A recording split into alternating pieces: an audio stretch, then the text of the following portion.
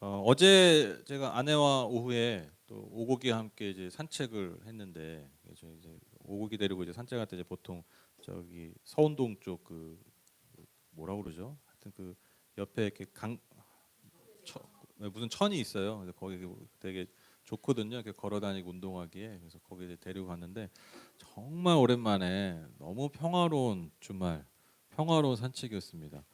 왜냐하면 유세차가 없어서. 그래서 오랜만에 조용하게 정말 아주 산책을 잘 했습니다.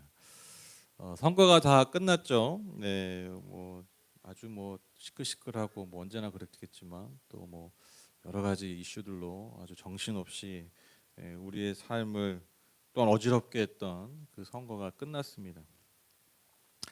이번 선거에 뭐 여러 가지 뭐 몇 가지 중요한 이슈들이 있었지만 저는 뭐 그런 걸 다 떠나서 저는 제가 아주 재밌게 봤던 지점, 의미 있게 봤던 지점이 뭐냐면 뭐 여러분 다 아시다시피 이번 선거는 지난 2년간 어떤 대통령의 국정 운영에 대한 국민들의 어떤 불만들 그리고 현 시대에 대한 현 상황에 대한 어떤 어, 타계에 대한 어떤 분발을 촉구하는 어떤 그런 선거였다고 대부분이 이제 평가를 하는데 제가 아주 그 의미 있게 재미있게 본 게 뭐냐면 어쨌든 여러분 대통령이 우리나라 최고의 권력자 아닙니까? 그리고 국민의 정말 어떤 지지를 받아서 2년 전에 우리나라 최고의 권력자가 됐는데 재밌었던 게 뭐냐면 그 2년 동안 그 최고 권력자였던 대통령의 소위 말해서 좀 눈밖에 났다, 그렇게 찍혔다라는 사람이 2년 만에 또 확 복귀를 해버렸어요. 그렇죠? 예상 외로. 또 반면에 대통령이 굉장히 신임했다라고 했던 사람들이 또 굉장히 또 많이 떨어지게 된 지점이죠. 그러니까 같이 운명을 같이 하는 모습. 저는 이 부분이 참 재밌었는데 왜 재밌었냐면 여러분 그 여권에서도 아주 뭐 소위 말하는 팽당했다라는 사람이 아주 서울이나 경기 아주 주요 지역에 당선이 됐잖아요. 뭐 여러분 뭐 나경원 씨나 뭐 이준석 씨, 안철수 뭐 어렵다고 하는데 다 됐어요. 또 뭐 계속해서 뭐 수사하고 뭐 하는 뭐 야당의 어떤 대표들, 야당의 리더들도 또 다 어떤 승승장구하는 그런 결과를 얻었는데 저는 뭐 이거를 뭐 정치적으로 뭐 여야 뭐 이런 걸 떠나서 지금 말씀드리고 싶은 게 뭐냐면 그 제가 이번 선거 결과를 보면서 그 새삼 떠올랐던 그 한자 말이 있었어요. 그게 뭐냐면 인생지사 세옹지마다. 정말 인생지사 세옹지마다. 그러니까 이 인생 세옹지마 아시죠? 뭐 말이 뭐 왔는데 뭐 이게 좋은 일이냐. 근데 또 말 타다가 아들이 다쳐가지고 다리가 뭐 불구가 됐는데 아이고 또 불행한 일이 생겼는데 또 이게 또 나중에 보니까 전쟁에 나가지고 아들만 또 안 나가고 해서 인생지사 변방에 있는 그 사람의 말이다. 노인의 말이다. 그래서 이게 인생지사 세옹지사는 말인데 그러니까 한마디로 얘기하면 좋은 일이 나쁜 일이 될 수도 있고 나쁜 일이 좋은 일이 될 수도 있다. 이게 우리 인생사라는 거죠. 그러니까 좋은 거라고 또 이게 진짜 나한테 진짜 좋은 거다. 이게 아닐 수 있다라는 거예요. 또 나쁜 일이 이거 진짜 내 인생 끝났네. 이게 아닐 수도 있다라는 거예요. 제가 이 선거 결과를 딱 보니까 그게 딱 떠오르더라고요. 진짜 인생지사 세옹지마다. 단 2년 만에. 단 2년 만에. 인생이 이렇게 하늘과 땅 차이가 될 수가 있구나. 그래서 제가 이번 주에 그 선거 결과 끝나고 나서 성도님들에서 기도하다가 제가 이제 요즘 그런 기도 진짜 많이 하거든요. 하나님 우리 성도님들 기도 응답해 주시고 복 주세요. 이 기도 진짜 많이 하는데 제가 이번 주 무슨 기도를 했냐면 어떤 말에 표현에 꽂혔냐면 하나님 복을 주시는데 복이 되는 삶이 되게 해주십시오. 이 기도를 하게 된 거예요. 왜? 인생지사 세옹지마잖아요. 복이 아닐 수 있단 말이에요. 그러니까 우리가 생각하는 복이 아닐 수 있잖아요. 근데 물론 하나님 우리에게 주신 건 다 복이에요. 하나님 우리에게 주신 건 다 선하고 좋은 거예요. 근데 항상 우리가 어떻게 바꿔요? 그 복을 화로 바꾸는 거죠. 때로는 저주로 바꿔요. 그게 우리의 어떤 연약함이에요. 그래서 제가 기도하는 거예요. 하나님 복을 주시되 복만 구했는데 정말 복이 되는 삶이 되게 해주십시오. 제가 이 기도를 이번 주에 참 간절하게 했던 것 같습니다. 그래서 제가 여기 이 말에 꽂혀가지고 제가 말씀을 이번 주에 준비했는데 준비하다 보니까 이걸 한 2주에 걸쳐서 나눠야 될 것 같아요. 그래서 복이 진짜 복이 되는 삶이 뭐냐? 그 그 메시지를 좀 여러분과 좀 나누고 싶습니다. 오늘 그 첫 번째로 요셉 이야기를 통해서 진짜 복이 되는 삶이 뭔가 이것을 한번 좀 나눠보고 싶어요. 여러분, 우리가 성경을 대할 때, 특별히 성경의 이야기를 대할 때 우리가 그 성경 이야기를 통해서 하나님이 주신 어떤 의미들, 그 목적을 정말 잘 깨달을 수 있는 좋은 방법 중에 하나가 뭐냐면요, 그러니까 성경을 읽는 좋은 방법이 뭐냐면 이미 알고 있는 결말이 아니라 정말 그 당시의 입장과 상황을 우리가 생각하면서 이야기를 대할 때 훨씬 그 의미와 목적을 잘 깨달을 수 있습니다. 아마도 여러분 성경의 수많은 이야기들 중에 가장 흥미로운 이야기를 꼽으라면 아마 요셉 이야기일 것입니다. 그렇죠? 저는 뭐 성경 전체 이야기 중에 요셉 이야기가 제일 재밌어요. 왜냐하면 굉장히 극적이잖아요. 그러니까 기승전결이 완벽하고, 그리고 결말이 어때요? 우리가 너무너무 좋아하는 결말이잖아요. 그렇죠? 모두가 원하는 그 해피엔딩. 그 해피엔딩의 그 절정이 너무 통쾌하잖아요. 그래서 여러분 요셉 이야기가 참 재미가 있습니다. 여러분, 우리가 나중에 요셉이 결국엔 잘 된 것, 즉 해피엔딩이 된 거 너무 잘 알잖아요. 그런데 우리가 요셉 이야기를 어떻게 읽는 게 좋냐면 그 요셉이 정말 어려울 때, 정말 좌절에 빠졌을 때, 정말 말도 못하는 고난을 당했을 때 그때 요셉의 상황과 심정을 한번 읽어보는 거예요. 같이 공감해 보는 거예요. 그러면요, 그 요셉 이야기의 의미가 더 분명하게 우리에게 다가온다라는 것이죠. 여러분, 요셉의 이야기를 한번 당시 요셉의 입장에서 한번 그 삶을 생각해 보자라는 것이죠. 여러분, 그의 인생은 어떤 인생이었습니까? 국무총리가 되기 전에 그 요셉의 인생이 여러분 어떤 인생이에요? 한마디로 이보다 더 비참한 삶이 없어요. 여러분, 이걸 꼭 기억하셔야 돼요. 요셉을 하면 뭐 지혜롭고 훌륭한 지도자고 훌륭한 능력 있고 믿음이 좋고, 여러분 이렇게만 생각하시면 안 돼요. 요셉의 삶을 우리가 알고 있는 결말이 아니라 정말 그의 인생의 그 굴곡을 한번 생각해 보라는 거예요. 여러분, 요셉의 삶이 어떤 삶이에요? 누가 봐도 이보다 비참한 삶이 없어요. 여러분, 없는 것보다 더 기분 나쁜 게 뭡니까? 줬다 뺏는 거잖아요. 그렇죠? 그냥 아예 없으면 없는가 보다라고 그냥 아쉬우면 사는데 줬다 뺐으면 더 열받고 더 아깝잖아요. 여러분, 요셉은요 날 때까지, 그러니까 잘할 때는요 아주 분위기가 좋았어요. 아버지의 가장 큰 사랑을 받았어요. 제일 좋은 옷을 입혔다 그랬죠. 채색 옷을 입었다 그래요. 형들은 그냥 뭐 그냥 대충 옷을 입혔는데, 여러분 채색 옷을 입혔다는 게 우리 아이한테 좋은 옷을 입혔다는 게 아니라 그 11명의 아들들 중에 나가 11번째 이 아들을 후계자로 삼았다는 거예요. 장자로 삼았다는 것과 비슷한 말이에요. 11번째 아들인데 장자예요. 여러분, 이게 파격 중에 파격이거든요. 그러니까 그만큼 요셉의 사랑을 극진하게 받은 아들이 요셉이에요. 근데 하루아침에 어떻게 됩니까? 형제들이 해서 죽임 당할 뻔하다가, 질투에 죽임 당할 뻔하다가 노예로 팔려버렸어요. 여러분, 한번 질문해 볼게요. 여러분, 노예로 팔리시는 게 나을까요? 죽는 게 나을까요? 여러분 선택해 보세요. 나는 노예를 하겠다. 똥밭에 굴러도 이승이 낫다. 아니면 나는 죽는 게 나을까? 저 같으면 이번 선거 결과 비슷할 것 같아요. 약간 50일 때 뭐 49, 막 약간 이러잖아요. 선거 다 뭐 그렇잖아. 몇 프로 차이 안 나잖아. 결국에는 요 차이로 저도 차라리 죽는 게 낫지 않을까? 왜? 여러분, 노예의 삶은요 그냥 고생하는 수준이 아니에요. 너무너무 비참하고 너무너무나 고통스러운 삶이 사실 노예의 삶입니다. 근데 그 형제들에 의해서 버림받아서 노예가 돼요. 근데 여러분, 노예만 된 게 아니죠. 그가 최고 권력자에서 또 잘 나갔어. 또 뭔가 받은 것 같아. 근데 또 뺏기죠. 그러니까 줬다 뺏겨 이게 여러분 요셉의 인생이에요.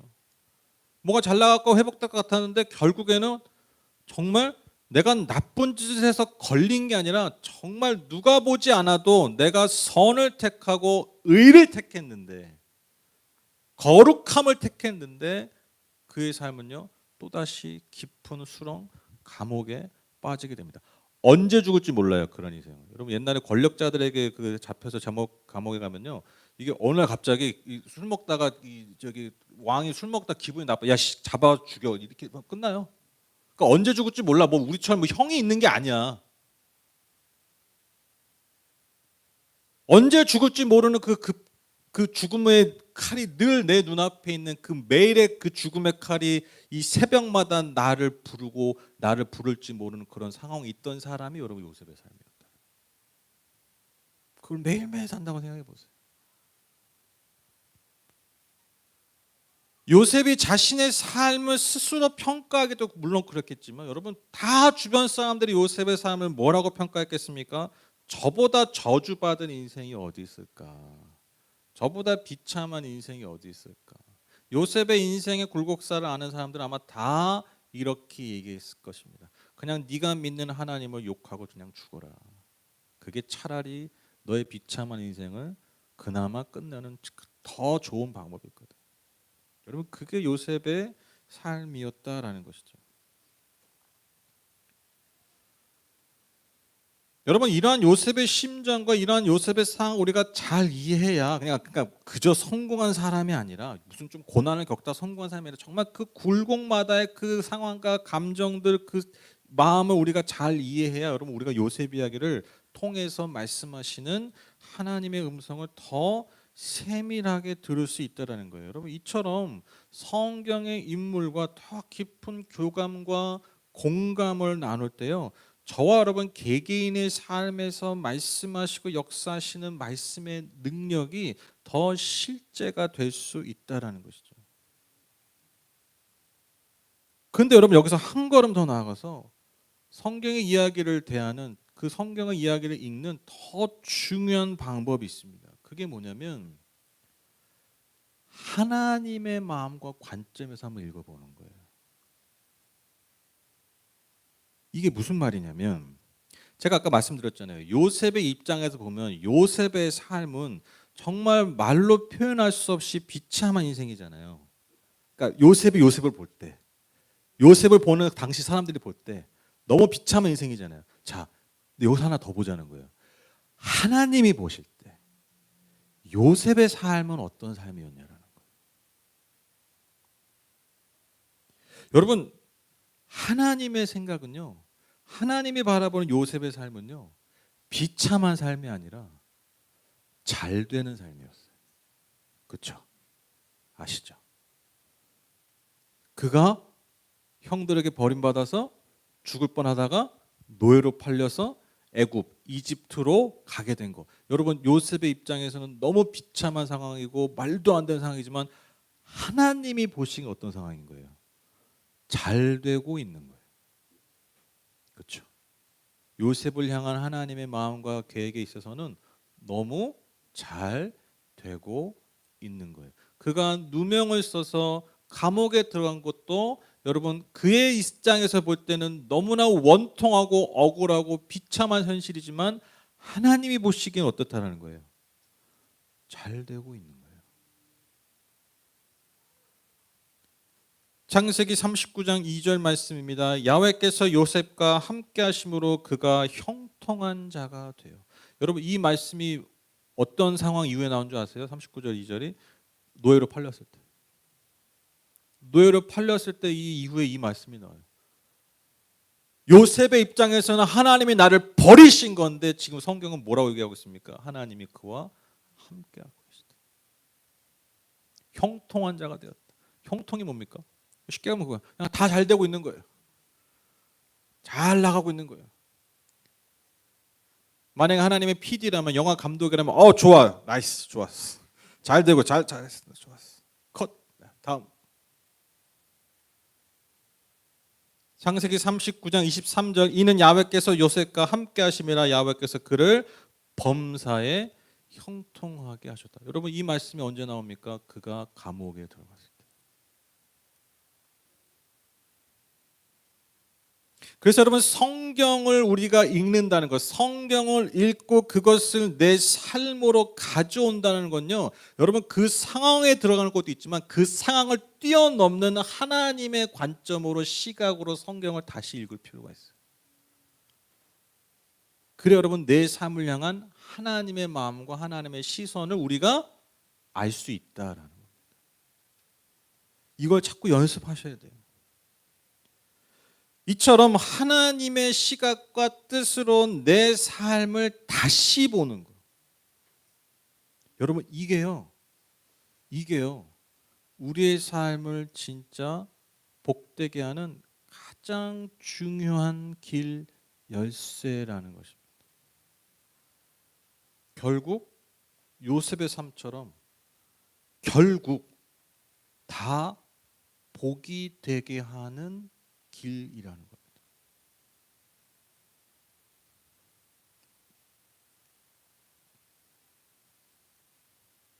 두 줄 실험이라는 유명한 실험이 있어요.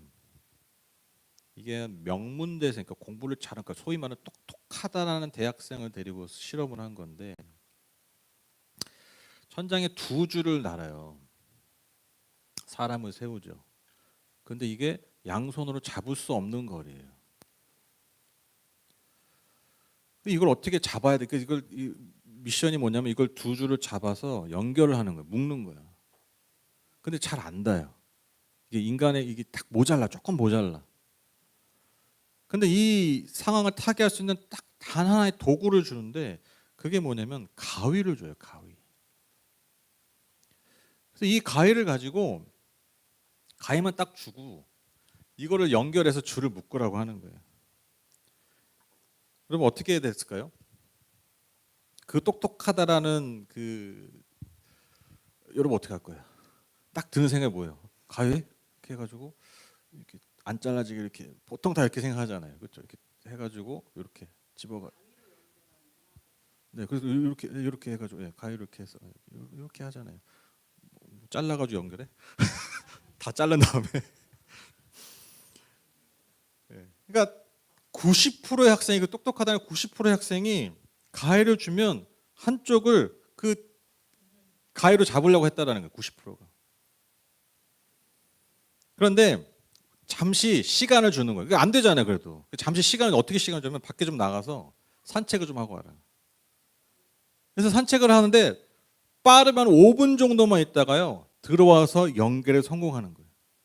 약 70%가 산책을 시켰더니 그 실패했던 90%가 70%가 다시 성공을 하게 되는 거예요. 어떻게 하냐면 가위를 쥐는 게 아니라 가위를 밧줄에 연결하는 거예요. 밧줄에 묶어요. 그러니까 밧줄의 길이가 길어지는 거죠. 그렇게 해서 연결을 하는 거예요. 이 실험이 보여주는 게 뭐냐면요, 인간의 뇌가요, 이 고착화돼 있대요. 그 말이 뭐냐면 인간의 뇌는요, 늘 생각한 대로, 익숙한 대로 판단한다라는 거예요. 가위를 딱 주니까, 여러분 가위는 우리가 보통 어떻게 써요? 손으로 내가 먼저 짚잖아요. 그것만 생각하는 거예요. 그러니까 인간의 뇌가, 그러니까 뭐 똑똑하고를 떠나서 인간의 뇌가 그만큼 사실, 예, 그런 약점이 있다라는 거예요. 내가 경험한 대로, 나한테 익숙한 대로 먼저 판단하고 먼저 행동한다라는 거예요. 즉 우리는요, 이러한 고정관념 속에서 늘 살아가고 있는 거예요. 쳇바퀴를 산다고 그러잖아요. 그게 이런 표현이에요. 우리 쳇바퀴를 산다는 게 뭐냐면 우리가 고정된 값, 그 고정된 값으로 늘 판단하고 생각하고 행동하면서 산다라는 거예요. 반면에 만약에 우리가 늘 생각하던, 늘 익숙하던 그런 방법과 관점과 생각이 아니라 우리가 조금 다르게 보면, 조금 다르게 생각해 보면, 조금 그것에 벗어나 보면, 여러분 우리가요, 전혀 다른 문제 해결, 전혀 다른 열매를 맺을 수 있는 가능성이 농후한 존재라는 거예요. 그걸 가능하게 게 뭐라고요? 그런 것 좀 내려놓고 잠깐 산책을 하게 한 거래요. 산책. 그래서 여러분 산책이 좋습니다. 여러분 강아지들이 꼭 산책시켜야 되잖아요. 그게 강아지한테 좋은 게 아니라 여러분 고래서 인간한테도 그게 좋은 거예요. 무슨 말인지 아시죠? 여러분 강아지들한테 나트륨 안 먹이죠. 오래 살으라고. 짠 거 안 먹이죠. 사료만 먹이죠. 그렇죠? 맛없죠. 근데 오래 살죠. 똑같아요. 여러분 인간도 그렇게 살면 건강하고 오래 살아요. 무슨 말인지 아시죠? 물론 난 그렇다니, 그렇게 사는 애 죽음을 택하겠다 뭐 그런 분도 있겠지만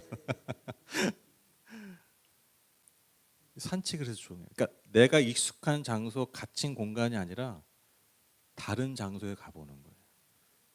익숙하지 않은 경험들을 해보는 거예요. 그러면요, 내가 익숙하게 늘 바라봤던 것을 새롭게 바라보는 관점과 힘이 생긴다는 거예요. 저는 이 두 줄 실험의 이 이야기를 딱 듣고 뭐가 생각나냐면요, 저는 우리의 예배가 이와 같다고 생각해요. 여러분, 예배가 뭐냐면요, 이 실험을 빌려서 얘기하면 하나님과 산책하는 시간이에요. 하나님과 산책하면서, 예배는 교제잖아요. 하나님과 산책하면서 늘 익숙하게 바라봤던 내 삶, 내 존재, 내 상황들을 다시 보는 거예요. 고착화된 내 경험과 고착화된 세상의 시선으로 바라보는 우리의 삶과 상황이 아니라 하나님과 교제하면서, 하나님과 산책하면서 내 삶을 그분의 시각으로, 그분의 관점으로, 그분의 방법으로 다시 보는 시간. 여러분, 이게 예배예요. 그리고 이게 예배의 가장 강력한 힘입니다. 이런 힘은요, 어디서도 얻을 수가 없어요. 어디서도 얻을 수가 없다니까요. 여러분, 그거 아십니까? 요즘 정신의학과에서 아주 관심을 갖는 게 뭔지 아세요? 명상이에요, 명상. 무슨 기계적 치료가 아니에요. 너무 좀 이상하지 않으세요? 안 어울리지 않아요? 세상의 학문, 그 어떤 아주 논리적이고 아주 이성적인 그 학문의 영역에서 사람들을 치료하려고 보니까 뭐가 좋은 거예요? 명상이 그렇게 좋대요. 이게 진짜 처방으로 그렇게 한다니까요. 그리고 요즘 그래서 여러분, 그 미국이나 이런 아주 의학의 아주 발달한 곳에서 아주 관심을 갖는 영역이 뭐냐면, 대학에서 이런 연구도 많이 한대요. 그 명상에 대해서 연구를 많이 한대요. 인간이 그런 존재라는 거예요. 뭔가 내 삶을 차분하게 돌아보고 다른 마음과 다른 환경과 다른 상황, 다른 자세로 내 삶을 다시 한번 점검하는 시간이 우리의 정신과 육체의 건강에 너무 유익하고 너무 유의미한 결과가 있다는 게 여러분, 과학적 결론으로 나오고 있는 거예요.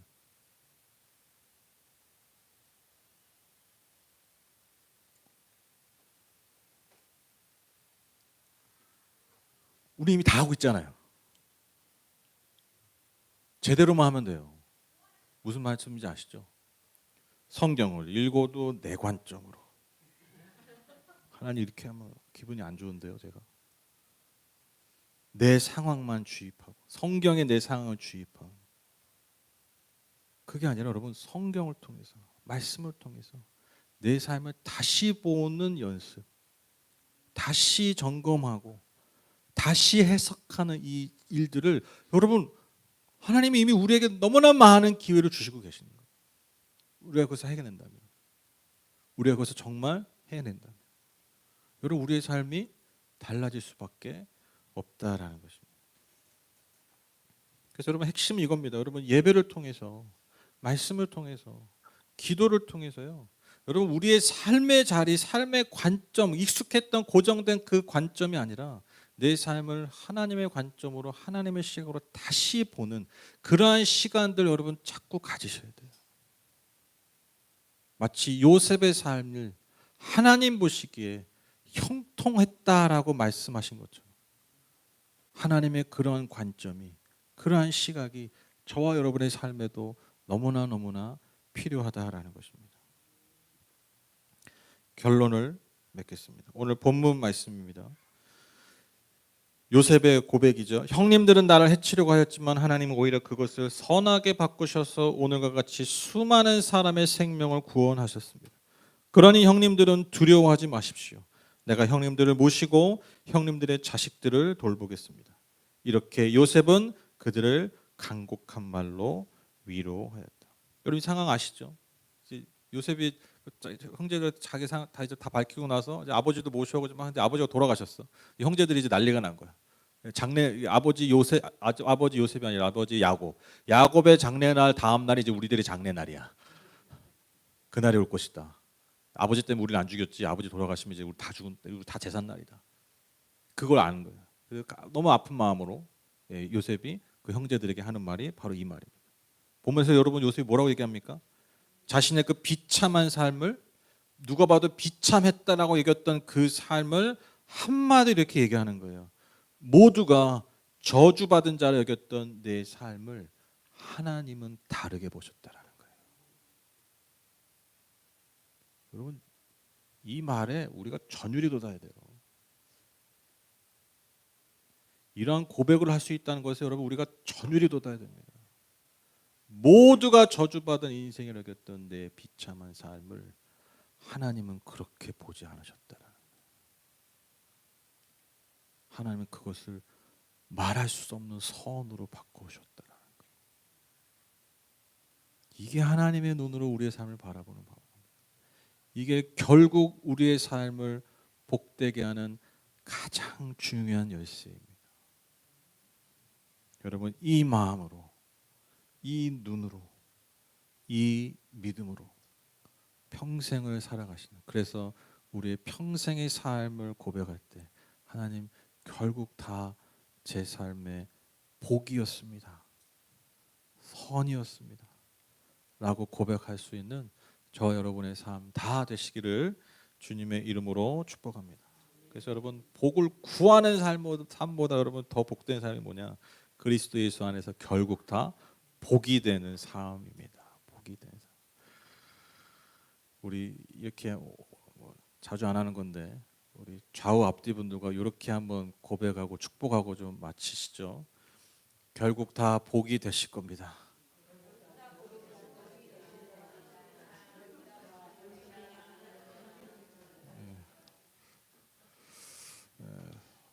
4월에 맞는 새해 느낌인데요. 네, 기도하고 마치겠습니다.